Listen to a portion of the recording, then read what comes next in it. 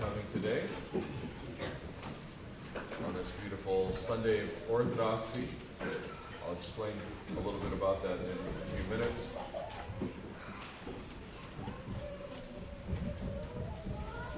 A week ago, Saturday, I was blessed to be down at the College of William and Mary to lead a retreat for the regional Orthodox Christian fellowships, the college student organizations. My retreat was entitled, or my set of talks was entitled, Deep Calls to Deep, Enchantment, Embodiment, and Ecology in the Biblical Orthodox Worldview. And if your head is swimming already, that's good. Get ready. I want to unpack it a little bit over the course of the next few weeks for you and share some of the things I shared with them so that you can understand what it was all about. But in essence, it all comes down to what we're doing actually during these 5 Sundays of Great Lent. The 5 Sundays of Great Lent and the weeks that follow are preparations for those who are being received into the church. That's the traditional purpose of Lent. The catechumens, who are going to be baptized at Pascha and enter into the new life in Christ. And throughout history then, the rest of the church began to fast and prepare with the catechumens to join them on their journey. And in doing so, they discovered it was a really great way to kind of renew their own spiritual life, renew their own baptismal life in Christ. And that's why it's such a beloved time of the year for Orthodox Christians. It's a difficult time, and our fasting is quite strict, but it is not something that should be begrudging, but something that lightens us and lifts us up and makes us feel clean and fresh again. And each of the Sundays of Great Lent over time came to be associated with kind of different lessons in that preparation process.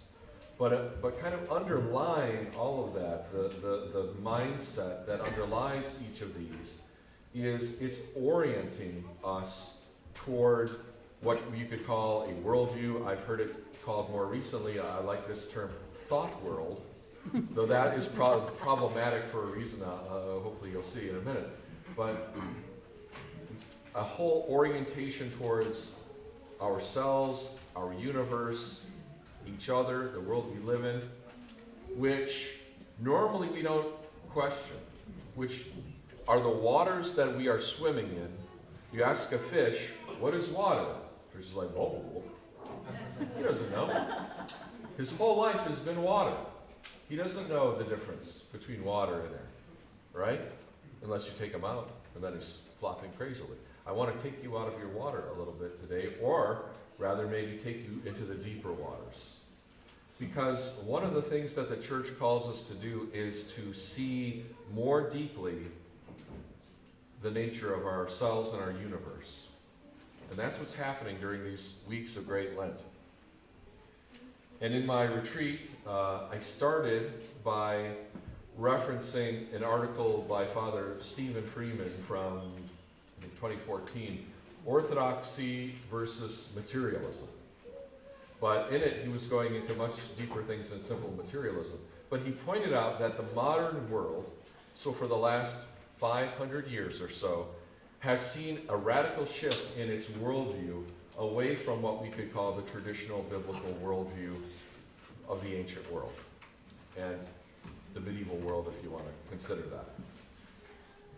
that.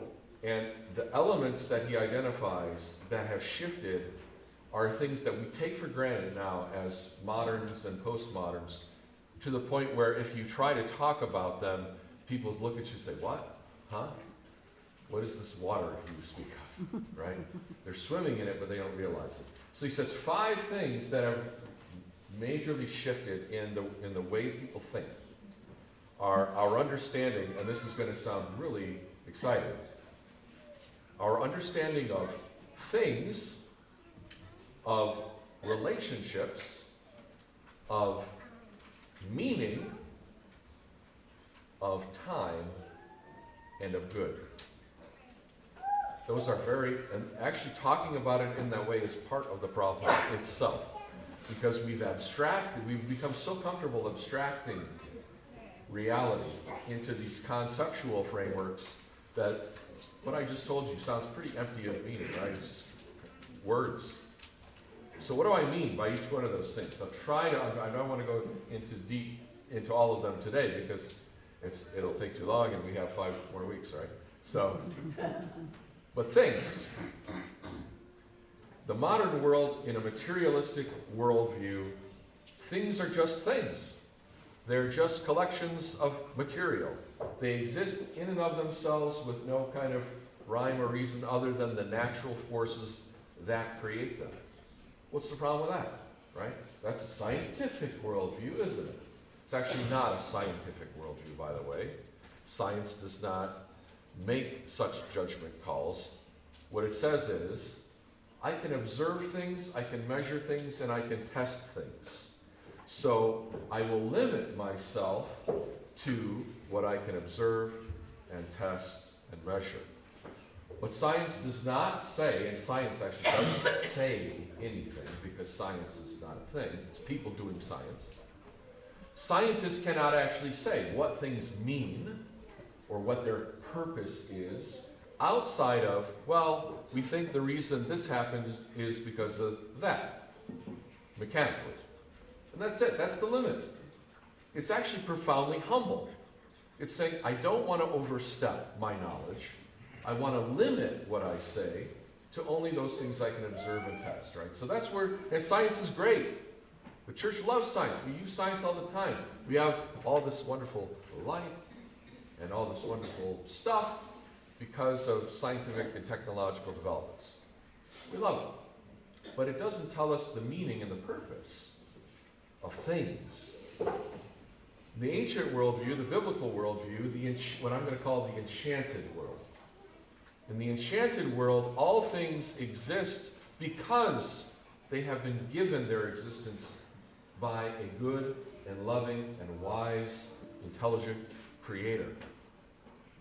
A God who brought them from non-being into being. Now, that doesn't tell us anything about the method or the mechanisms by which things become organized or not. All it's saying is that they came into being with love, with purpose, with a point, and not just some random collision of atoms over billions of years mindlessly happening. That's a big difference.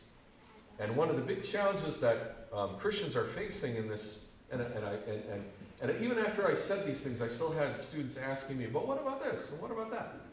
What about evolution? Things like that. Evolution is not a problem for Orthodox Christians because we don't reduce the Bible to a literalistic, mechanistic science textbook. We understand that it's teaching us about the beauty of creation, the meaning of creation, the wisdom of creation. These are things that scientists don't test, observe, or measure. What philosophers and poets, and theologians and artists do all the time. And we love them for it.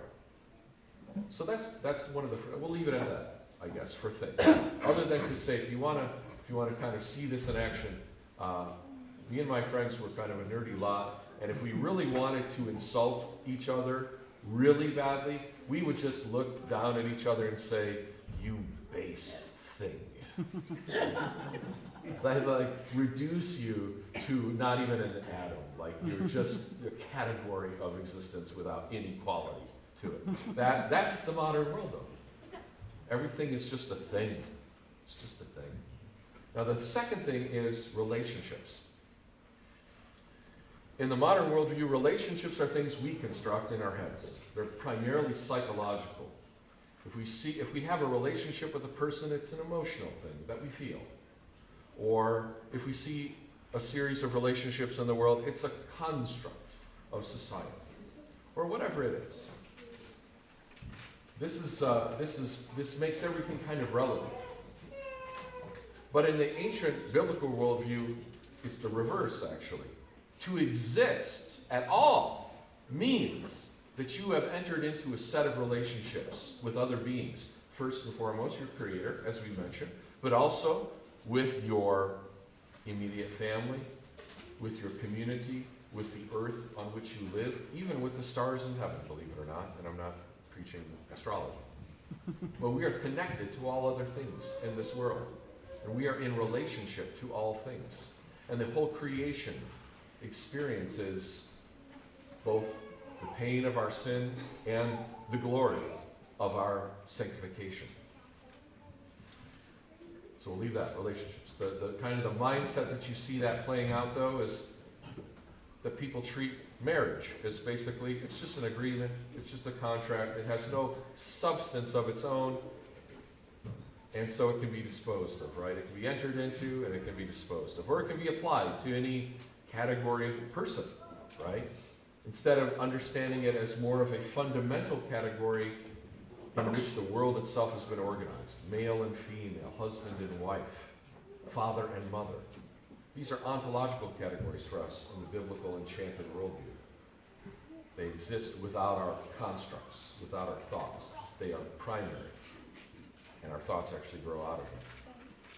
The third category is meaning. You might guess where I'm going with this. Meaning also has become reduced to simply an idea or a thought. Well, that's how it is, isn't it? I never thought of meaning being meaning anything else. Well, what if I told you meaning actually is something that exists regardless of your thoughts? It already exists, and it's not about you constructing it with your brain cognition, but actually using your cognition and your insight to discover it, to see the revelation.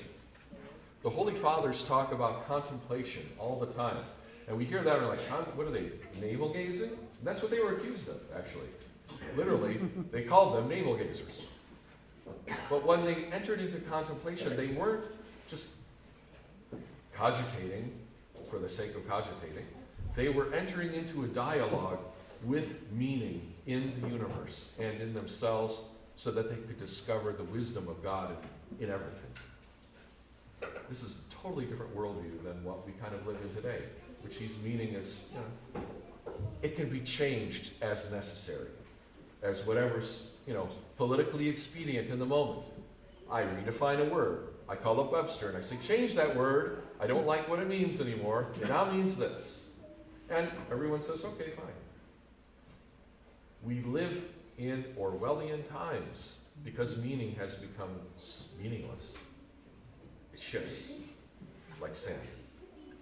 This is a problem. The fourth category is time. For most of us, time is just the ongoing flow of events. One thing after another. What St. Justin Popovich called the windmill of death. The grind. Birth, school, work, death, right?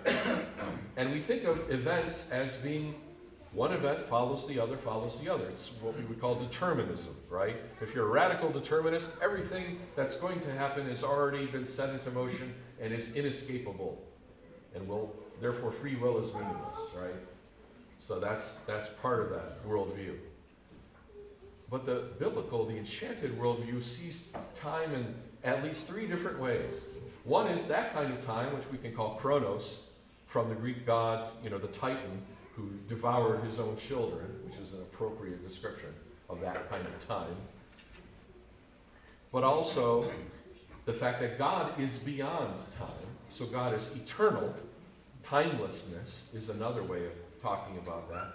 And whenever we talk about God, it's impossible for us to say much that's really good because we're always trying to apply categories of time. So how do we say Christ is begotten but uncreated?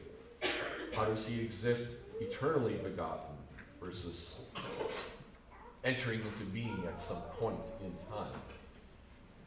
But the third way, in which is the intersection, if you will, of those two realities, is what the Greeks called kairos, which is, we hear this in the language of the scriptures, in the fullness of time.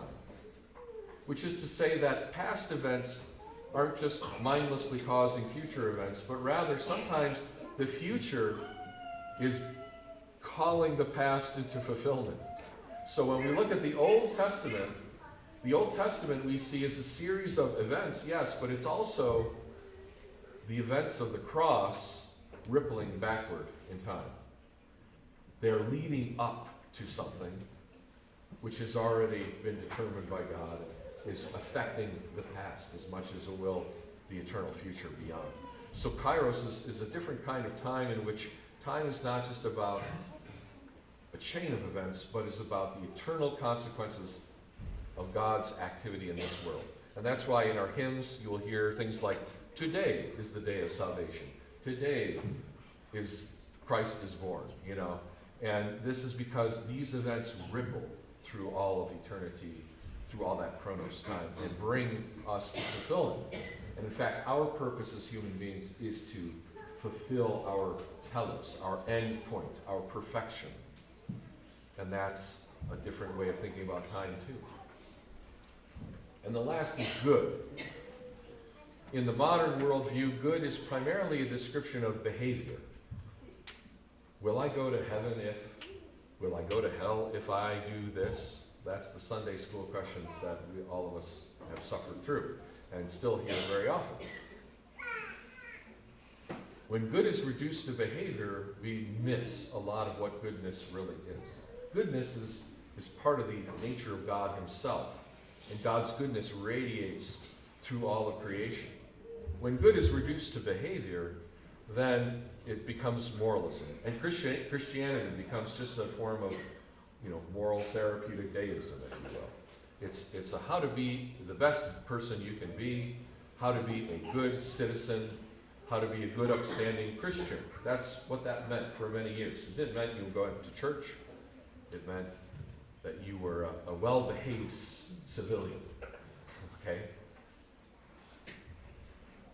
And the problem with that is that when you reduce it further and further, then good, in the disembodied, disenchanted world that we're now living in, it's not just behaviors that are judged for if they're good or not, and then justly punished or rewarded, but now even your thoughts, even your words, your speech.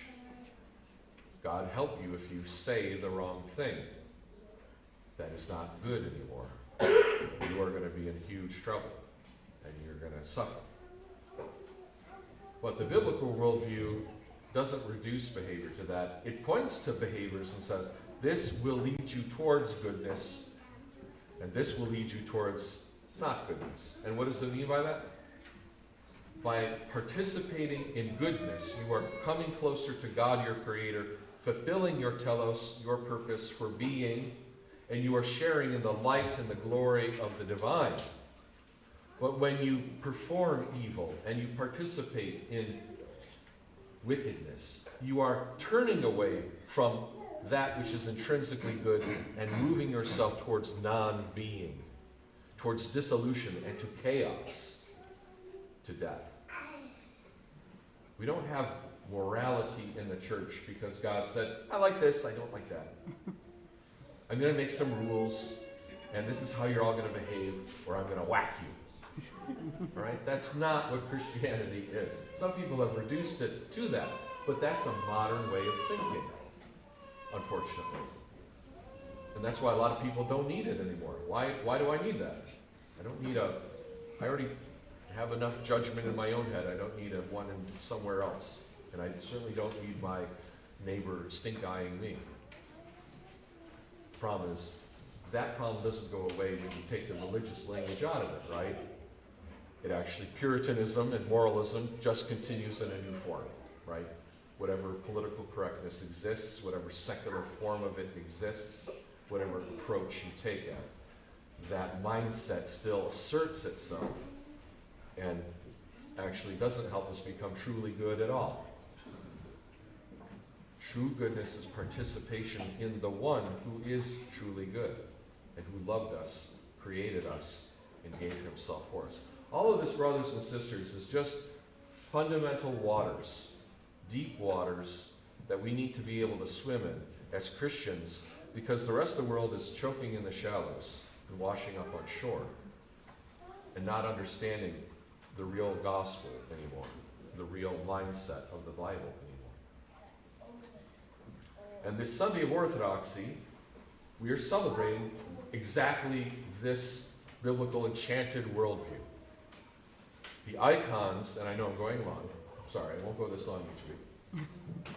The icons, the triumph of Orthodoxy and the support of iconography in the churches. That's what we think of as the Sunday of Orthodoxy sometimes. It's not about, pictures are okay in church and they're pretty. Or they help us be better people because we look at them and we think, oh, I should be more like that saint, right? That's all okay and that's true. But that's not what that is really about. What it's affirming is that God, the Creator, who loved us and gave himself for us, entered into this base thing, creation, and transformed it and gave it meaning and life and beauty and glory and truth and wisdom. From the moment he breathed and said, let there be light, to the moment he breathed the cry of an infant in the manger, to the moment he breathed his last breath on the cross, he was transforming and enchanting creation with beauty and goodness and truth. And the icons are our testimonies to that.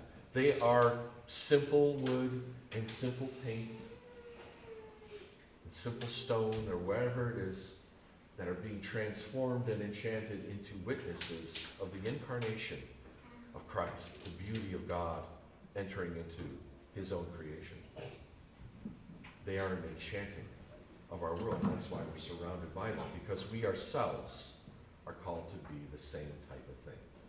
Simple flesh and blood made divine. Brothers and sisters, may you have a joyous Lent, an enchanted Lent. Each week I want to take you through some of these topics. Next time we'll talk maybe a little bit more about enchantment. We'll talk about embodiment. We'll even talk about ecology. What does that have to do with anything? You'll be surprised. So, God bless you. Christ is among us.